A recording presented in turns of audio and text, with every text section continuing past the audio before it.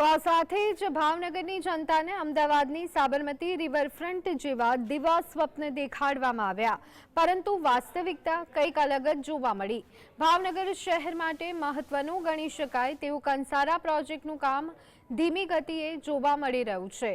કંસારોએ ભાવનગરમાં દરેક ચૂંટણીનો મુદ્દો છે। શહેરની મધ્યમાંથી પસાર થતો કંસારા નદી કે જે હાલ ગટરમાં તબદીલ થતા કંસારા નાળા તરીકે ઓળખાય છે, તેનું હાલ સજીવીકરણ કરવામાં આવ્યું। તે કામ વર્ષો બાદ શરૂ થયા બાદ હજી પણ પૂરું નથી થયું। નુકસાન અત્યારે તો નુકસાન દેખાય છે, આવનારા દિવસમાં ફાયદો થાય તો એક વાત અલગ છે, પણ અત્યારે તો અમને જોવાથી એવું લાગે છે કે નુકસાન જ છે। કોઈ જાતનો પબ્લિક નું હિત તો લાગતું નથી। ઉતકનું પાડ્યું એ નુકસાન કહેવાય ને, એમ મારું કહેવાનું છે।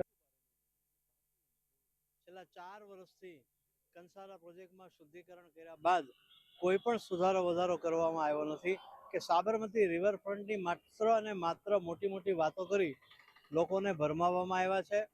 અને એટલું જ નહીં, જે ગરીબ જે રોજનું લાવીને રોજનું ખાનારા માટે એક જે ધરતીકંપ આવે એવી રીતે આ લોકોએ અચાનક નિર્ણય કરી 1200થી વધુ મકાનો પાડી દીધા છે, જે ખરેખર માનવતા વિહીન કૃત્ય છે।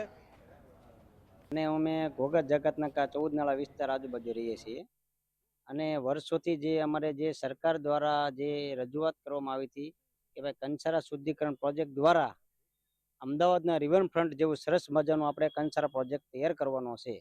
એના અનુસંધાને સરકારશ્રી દ્વારા જે તે સમયે આજથી 4 થી 5 વર્ષની આજુબાજુના સમયગાળો થઈ ગયો હોવા છતાં મકાન બધાને પાડી દીધા છે।